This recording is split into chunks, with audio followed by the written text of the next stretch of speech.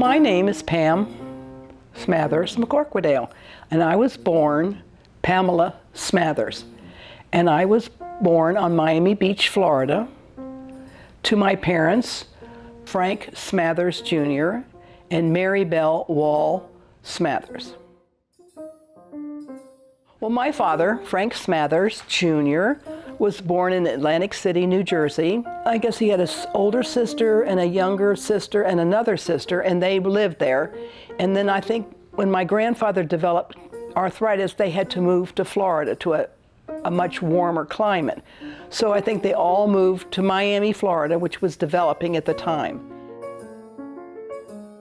And he became a banker. He was a lawyer through education, but he became a banker of the Miami Beach First National Bank, which was my grandfather. My mother's father had started in 1926. When they moved, they also moved to Florida, my mother did. But my father was a wonderful farmer. He loved mangoes, he loved horses. He went to Culver Military Academy when he was a young man. And he was a very disciplined person. My mother's name was Mary Bell Wall, and she was born in Pittsburgh, Pennsylvania, and her father had a paint factory, and they lived there for quite a while. And then when she was very little, they moved to Florida too. And about the same time, 1920s, 26, something like that. They lived there, and that's when they started the bank, the Miami Beach First National Bank, and they lived all their life there. But she married my father, and they had a big family.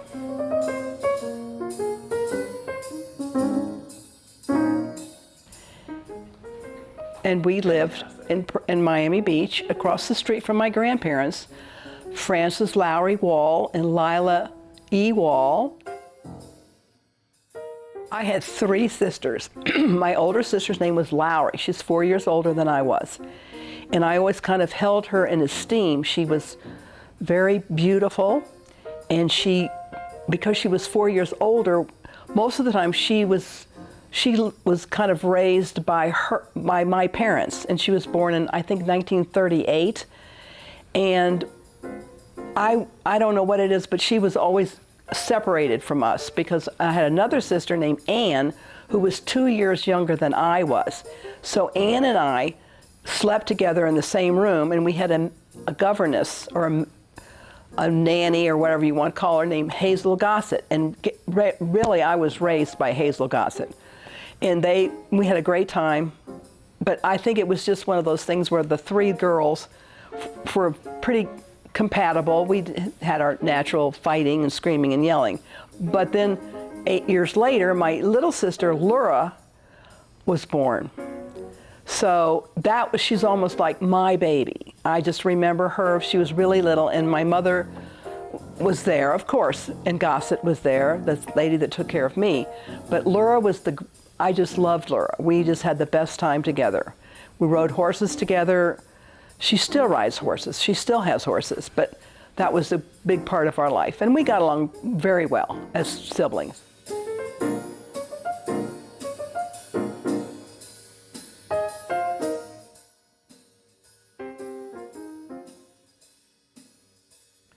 Well, the best thing was, we lived across the street from my grandparents, who had a very fancy house, and they had maids, they had butlers, they had chauffeurs, but we lived across the street, and we could go over to their house as little bitty kids and watch The Lone Ranger on TV. It was hysterical. Every Saturday night, we would go there and we'd watch it, and then after we would watch it, we had to go home. We never played over there. As little kids, I think we had to be very polite. But we would go over to their house all the time and go play in her house. Finally, we get a little bit older, 7 or 8, and then my older sister, we would play.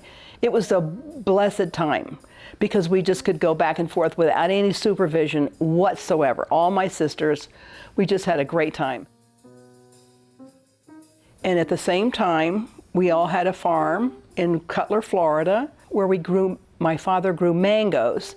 And then we got horses, and we rode horses, and we showed horses, and we bred horses, and we sold mangoes to New York, and we had a great farm life. When we were quite little, we would always go every summer to Waynesville, North Carolina. We even went on a train from Miami all the way to Asheville. It was a great adventure to be on a train like that, to spend the night and all that stuff. But when we got there, there was a great huge house that belonged to my grandparents, Judge Frank Smathers and his wife, Laura Smathers. And we would go up there and spend the night for like 3 or 4 months. I think we would be left there. Our parents would go off and do something else, but we would stay with our grandparents. And I had cousins galore. And I had a great grandmother who lived next door who had cows. And we would go out and play with the cows, and we would play in the yard, and we would get a little pony and we would play with a pony. And then we would go on hikes up in the mountains right behind the house. And then we always have a big picnic every year where we have a giant hayride where all the cousins would get on the hayride and go up to this place called The Rock.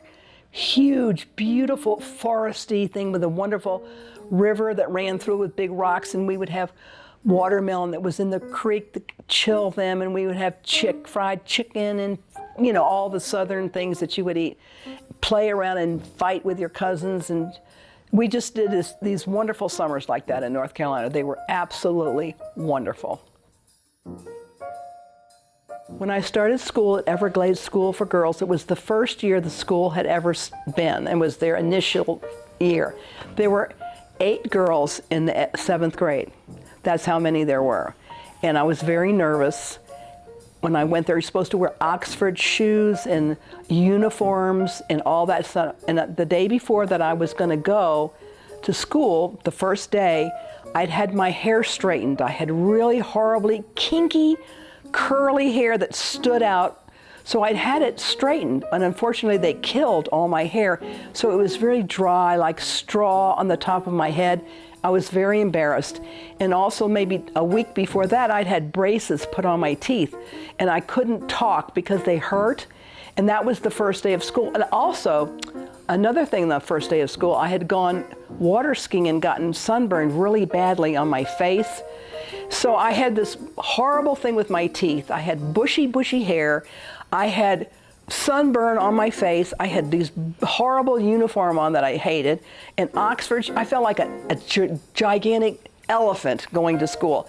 And the principal of the school says to me, "Pamela, come here." And I went, "Yes, ma'am.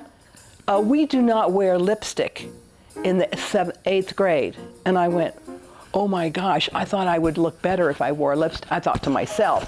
But I remember being mortified that she would call me off to the side and tell me not to wear lipstick. And it was just a most embarrassing day of my entire life. But I did love going to that school. I had a good time. I was a great athlete. I did all sports. We all had I had horses, so I was a very active physical activity, all kinds of stuff. And I loved art. I loved biology. I loved studying. I loved everything. I was a very poor math student. I didn't like that at all. I loved literature. I loved to read. But I think my favorite thing was art. And I thought, when I go to college, that's what I'm going to study.